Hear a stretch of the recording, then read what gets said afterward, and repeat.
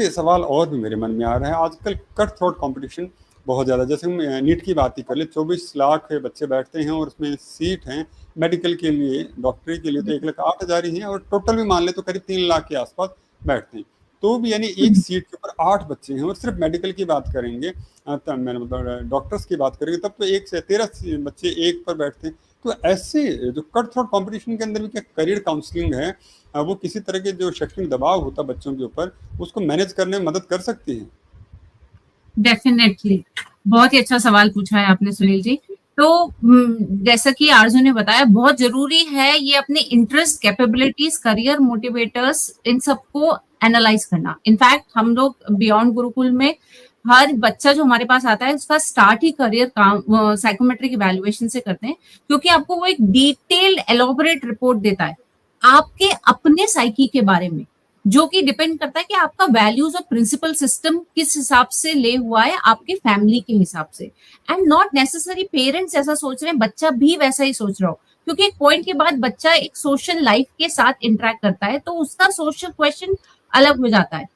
तो बहुत जरूरी है कि जब हम वो साइकोमेट्रिक इवैल्यूएशन का स्टेप ले लेते हैं तो ये जो क्लैरिटी हमें मिलती है उससे एक तो हमें इन्फॉर्म्ड डिसीजन लेने की ताकत मिलती है कि हम ये देख सके कि भाई ये हमारे लिए ठीक नहीं है, वो सब्जेक्ट हमें लेना है इस सब्जेक्ट में, क्योंकि वो एप्टीट्यूड को भी आपके मेजर करता है, वो सिर्फ करियर मोटिवेटर्स को मेजर नहीं करता, वो एप्टीट्यूड को मेजर करता है। कुछ लोग सोचते हैं कि हम मैथ्स लेंगे, साइंस लेंगे तो हम बहुत अच्छा करेंगे, हम डॉक्टर बन जाएंगे, लेकिन हो सकता है साइंस मैथ्स आपका स्ट्रेंथ ही नहीं है, आपका स्ट्रेंथ है आर्ट्स।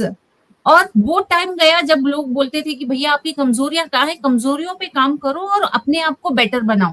लेकिन आज जो जिस इरा में हम लोग हैं, इतना फास्ट पेस्ड माहौल है, तो ये टाइम है कि आप अपनी स्ट्रेंथ को दिन ब दिन निखारो। इवेंचुअली जो आपकी कमजोरियां हैं वो पीस और पजल कहीं ना कहीं फिट हो जाएंगे, क्योंकि आपकी स्ट्रेंथ इतनी आउटशाइन करेगी कि आपको बेटर के लिए प्रिपेयर करेगी।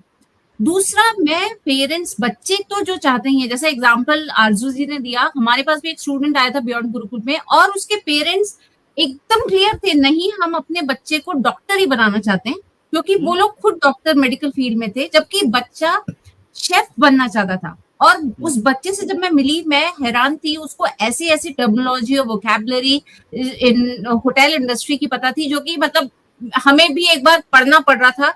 He was so well versed with that. तो बच्चा अपने आईक्यू में काफी आगे था, लेकिन पेरेंट्स का प्रेशर अलग था।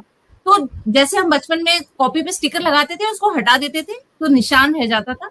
तो मैं सारे पेरेंट्स से ये रिक्वेस्ट करना चाहूंगी कि अपने बच्चे के नजरिए को भी समझे और एक ट्रांसपेरेंट कम्युनिकेशन करें। वो इस प्रेशर को कोप अप करने में बहुत हेल्प करेगी। आप और अपने बच्चे के नजरिए को समझने के अलावा आप अपना नजरिया भी उन्हें समझाएं, क्योंकि जब तक आप वो, अनफॉर्चुनेटली हमारी इंडियन अपब्रिंगिंग में इस तरह का वैल्यू सिस्टम नहीं है, बट जिस तरीके से टाइम बदल रहा है, पेरेंट्स और बच्चे आपस में फ्रेंड्स के रूप में आ रहे हैं, तो ये ट्रांसपेरेंट कम्युनिकेशन इस प्रेशर मैकेनिज्म को कोप करने में हेल्प करेगा। और एक दूसरा, बच्चों के लिए मैं कहना चाहूंगी कि आप इस चीज के लिए मेंटली तैयार रहें कि फेलियर आएगा ही आएगा, बिना फेलियर के कभी सक्सेस नहीं आएगी, और जब तक फेलियर नहीं होगा ना, आप सक्सेस का मजा नहीं ले सकते। तो एक सिंपल सी टेक्निक यूज कर सकते हो आप, use the stop formula where S is slow down, surprise your brain. आप सडनली भाग रहे थे, रुक जाओगे तो ब्रेन भी सोचेगा अरे क्या हो गया।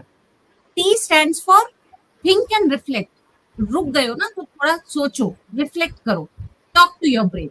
ओ stands for organise your thoughts, जब इतनी उथल पुथल चल रही है तो जो सोचा उसको लिखो और ऑर्गेनाइज करो, ताकि आप वो करेक्ट स्टेप ले सको।